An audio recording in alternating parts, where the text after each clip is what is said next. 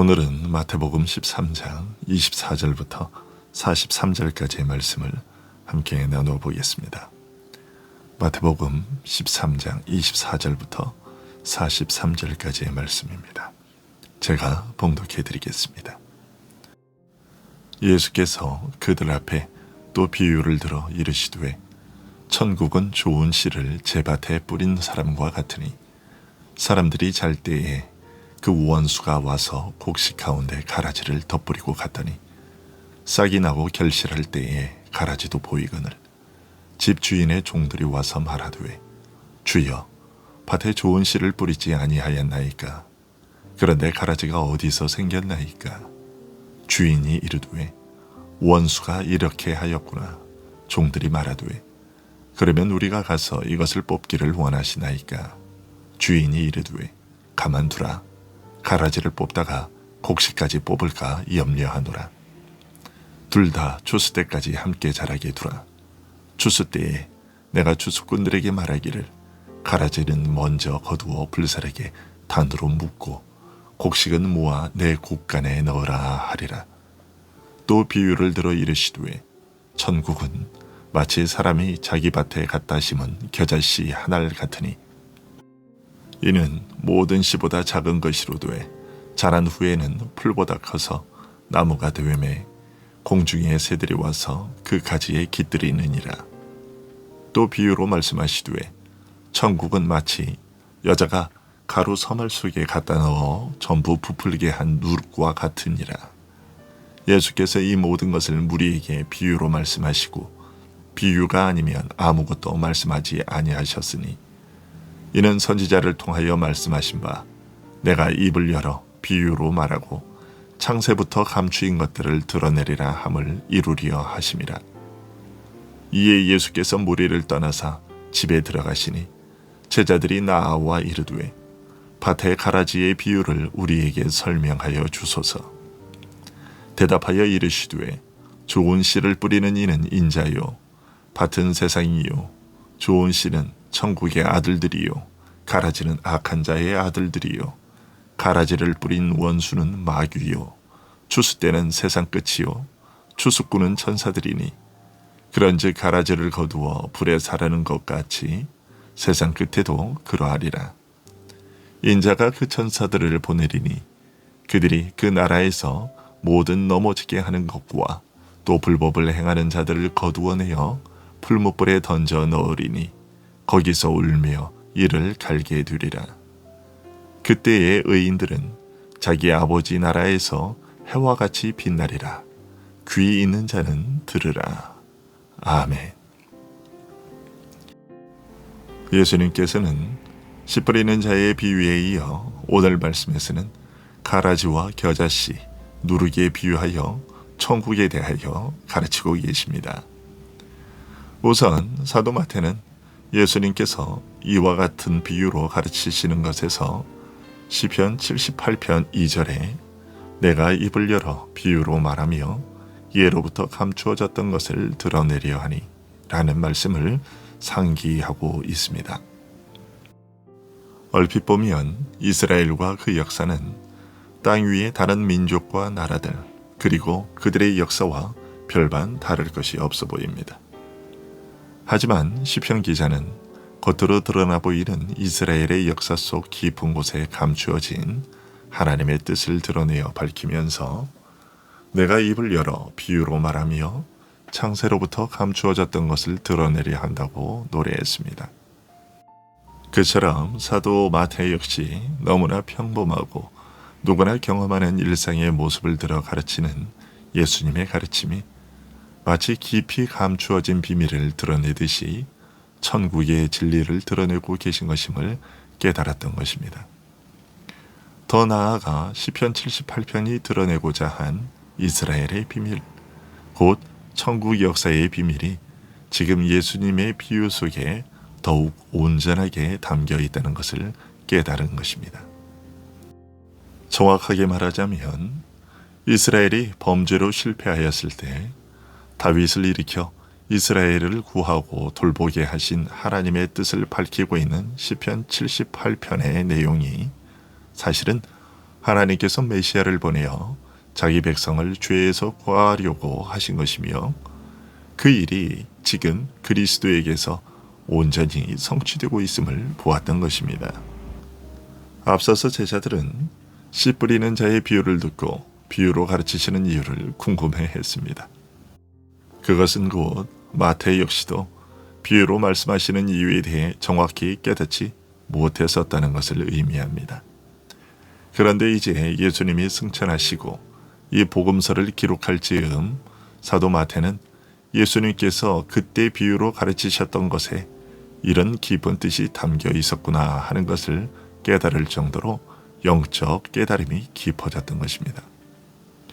그리고 이것은 요한복음 14장 26절에서 예수님이 보혜사 곧 아버지께서 내 이름으로 보내실 성령 그가 너희에게 모든 것을 가르치고 내가 너희에게 말한 모든 것을 생각나게 하리라고 하신 말씀이 이루어진 것이라고 볼 수 있습니다.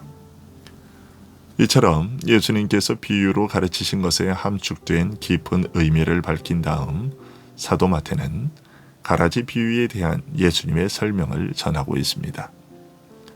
예수님께서는 이렇게 설명하여 주셨습니다.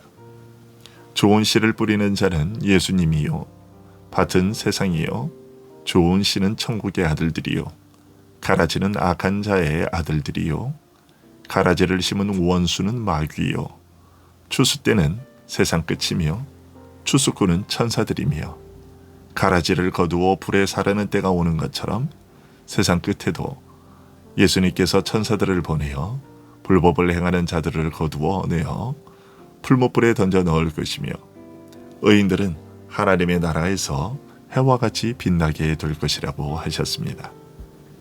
예수님을 믿고 따르는 자, 곧 천국 비밀을 깨닫는 것이 허락된 그들에게만 따로 가라지 비유에 담긴 천국 비밀을 풀어 설명해 주셨습니다. 앞서 가르치신 씨 뿌리는 자의 비유가 천국 말씀의 씨를 사람의 마음에 뿌려 그 결실을 얻고자 하시는 일에 관한 내용이요.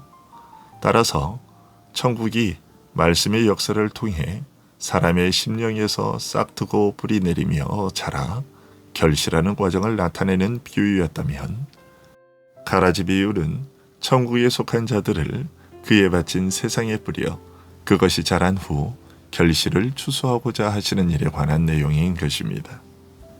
즉 그리스도께서 세상 가운데서 천국을 세워가시는 모습을 나타내는 비유라고 할 수 있습니다. 그렇다면 겨자씨 비유는 어떤 의미일까요?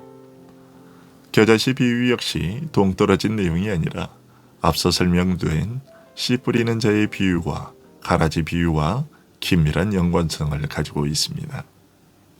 겨자씨 비유는 천국의 시작은 비록 미미하지만 그 나중 결말은 크고 위대할 것이라는 뜻입니다. 특히 공중의 새들이 와서 깃들인다는 표현은 다니엘서 4장의 내용을 염두에 두신 표현이라고 할 수 있습니다. 다니엘서 4장에는 바벨론의 느부갓네살 왕이 꾼 꿈에 대한 기록이 있습니다. 땅 중앙에 큰 한 나무가 있는데 그 잎사귀는 아름답고 그 열매는 많아서 만밀의 식물이 될만하고 들짐승이 그 그늘에서 쉬며 새들은 그 가지에 깃들이고 혈기 있는 자가 거기서 식물을 얻는 꿈이었습니다. 느부갓네살이 이룩한 거대한 바벨론 제국이 땅의 모든 족속이 깃들일 만한 나라가 되었다는 뜻이었죠. 말씀의 씨가 뿌려져 세워지는 하나님의 나라도 마침내 그와 같을 것임을 겨자씨 비유를 통해 알려주신 것입니다. 다니엘서 2장에서도 다니엘이 느부갓네살이 꾼 꿈을 해석해 준 일이 있는데 거대한 신상의 밭을 사람의 손으로 아니한 뜨인 돌이 쳐서 신상이 산산이 파괴되어 사라지고 작은 돌은 큰 산을 이루어 온 세계에 가득하게 된 꿈이었습니다.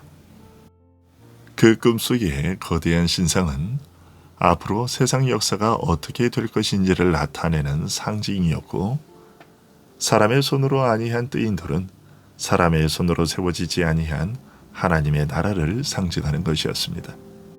그리고 그 나라가 역사의 마지막을 치니 세상 나라는 간 곳이 없고 작은 돌에 불과했던 하나님의 나라는 거대한 산을 이루어 온 천지에 가득하게 될 것을 알려주는 꿈이었습니다. 사실 겨자씨의 비유는 이런 내용을 담고 있는 비유였습니다. 비록 미미하게 시작하지만 마지막 때에 나타난 천국은 세상의 모든 정사와 권세를 굴복시키고 온 땅에 충만하게 될 것을 가르치는 비유였던 것입니다. 그러면 마지막 누룩의 비유는 어떤 내용일까요? 적은 누룩이 서말이나 되는 밀가루를 전부 부풀게 하듯이 겨자씨와 같이 작은 말씀의 씨가 사람의 심령에 뿌려져 그 마음 깊은 곳에 이르기까지, 그의 삶 전체에 이르기까지 완전히 변화시키게 될 것이라는 뜻입니다. 겨자씨와 같이 미미하게 시작된 천국이 온 세상의 안팎을 변화시킬 것을 알려주신 것이죠. 지금은 한국교회뿐만 아니라 전 세계의 교회들이 예전과 같이 세상의 존경을 받지 못하고 변방으로 밀려나고 배척과 조롱을 당하고 있습니다. 하지만 예수님께서는 씨 뿌리는 자의 비유, 가라지 비유, 겨자씨 비유, 누룩 비유, 이 네 가지의 비유를 통해 천국이 우리 심령에서 그리고 이 세상 가운데서 마침내는 마귀의 모든 방해를 물리치고 승리의 나라가 될 것임을 알려주셨습니다.